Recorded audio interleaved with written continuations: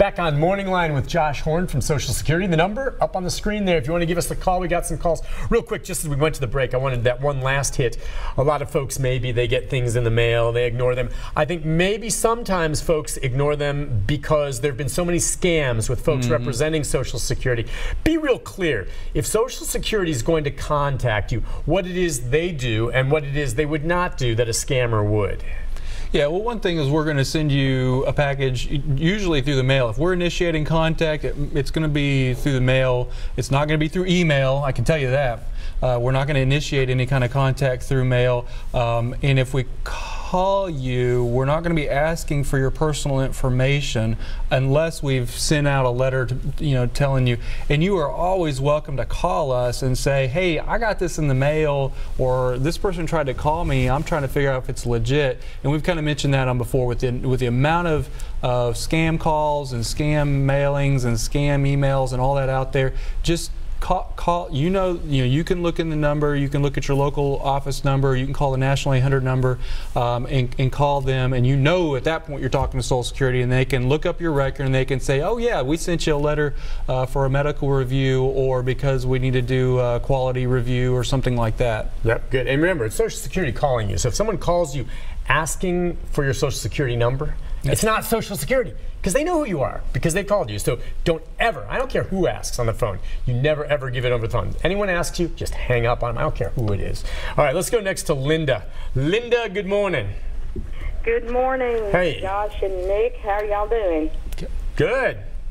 I've got just one question. Back several years ago, I talked with Josh, and I believe the guy that was doing this before him, about the amount of taxes taken out of my Social Security, and so I upped it to 10%, and even with the $12,000 deduction on taxes this year for each person, I almost had to pay taxes this year.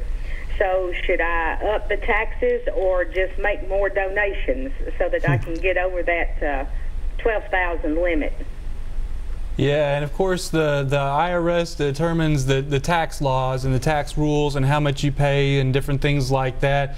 And also, really that's probably more of a personal choice as to how you, if you choose to do more donations. I mean, that's a good thing. But if not, then you can decide whether you need to withhold more or do something like that. But I will say that if you need to adjust, and for anybody else that might be listening, if you need to adjust or begin withholdings from your Social Security benefits. Why do you do that again? It's because she's collecting benefits. Well, retirement, or is she? Well, whether it's retirement or disability, usually we're talking retirement. If your adjusted gross income is over certain thresholds set by IRS, then some of your benefits are taxable. Okay, I see. And so some folks who have a combined income of, I think, for an individual, it's over $25,000. For a couple, I believe it's over $32,000. If you have a combined adjusted gross income over that, then you might have to pay some taxes on your benefits. But you can send us a W-4 to us and put, there's a different options, 5, 7, 10%. I think there's a couple others on there too. Or if you need to change it, it's the same process. You can send that to us, and we can, get that adjusted for you. So that, if we can help you with that, just send us an updated W-4. All right. Thanks for the call. Let's go next to Charles. Hi, Charles.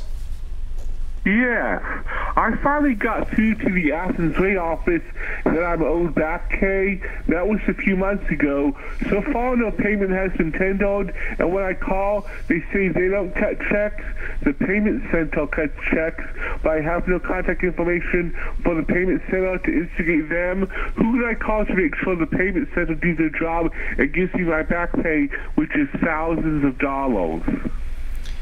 Yeah, so just for some background for you and maybe for some of the other listeners, a lot of the actions that we do, we work through a centralized payment center that has a lot of the buttons and things to adjust and correct your record and issue back pay and things like that. They don't have a public phone number. That's something that they kind of work behind the scenes. So you would again want to contact the field office. I think you had a specific person you were working with in the Nashville office. So I recommend you call them, kind of explain your situation, try to get an update, and kind of see where it's at. That's about the best we can do with the payment center situation. All right, let's go next to John. John, good morning. Hi, John. Yes, this is John. I just got one comment to make. Sure. When I was young and I just graduated out of high school and had to go to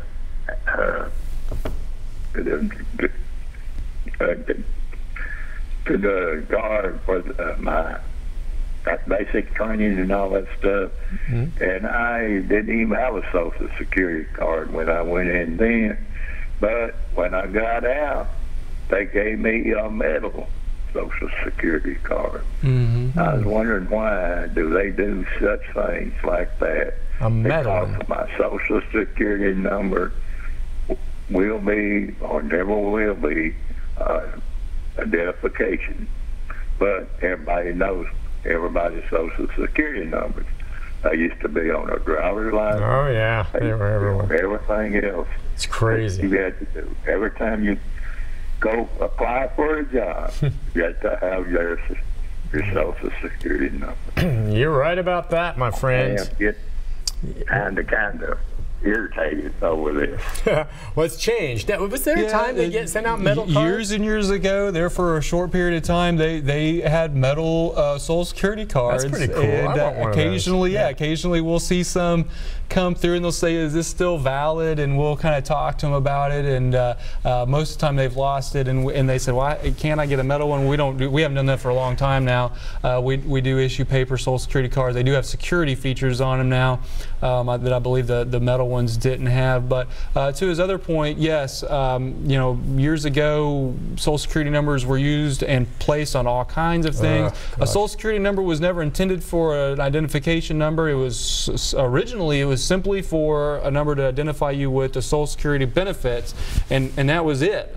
And as everybody is pretty much aware, that more and more folks and employers and things like that are either requiring to see it or to Well, don't employers need it because like you got to fill out your paperwork for taxes? Yeah, and I mean, obviously with taxes, you need the Social Security number and things like that. But I will say that what Social Security is trying to do to reduce the footprint and the numbers floating around there is that, and some of you may have noticed that we've removed Social Security numbers from all of our notices that we've sent out. The Medicare, anybody who's drawn Medicare realizes that they've got new Medicare cards with a different number on there now. And again, that's to kind of reduce the amount of, at least in what's in Social Security's control, that reduce the amount of paperwork out there that's got your Social Security number, trying to help protect that. And so if you ever need to call in because of a notice or your Medicare, we can use that number too to look up your record. And so you're welcome to call in, and we may ask for the number that's on your notice or the number that's on your Medicare card.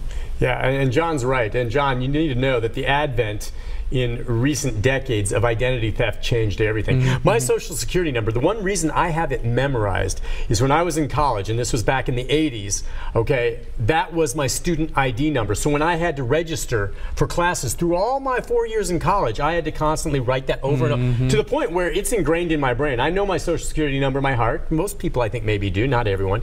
But the main reason I do, because I'm not real good with numbers, is and it was out there. Everyone could see it. I mean, nowadays, no. I used to have my Social Security number added to my driver's license, thinking that it would be right there. It was on checks also. It would be on paper checks. Nowadays, it's nowhere. You make a point of making sure it's not anywhere because of identity theft. I mean, that's really what it's all about. And John's right. And so there's other IDs you can use, right? That's the key. Yeah. Listen, let's take a break. When we come back, if you're on hold, stay there. The lines are open. Jump in. Questions you have for Josh Horn right after this.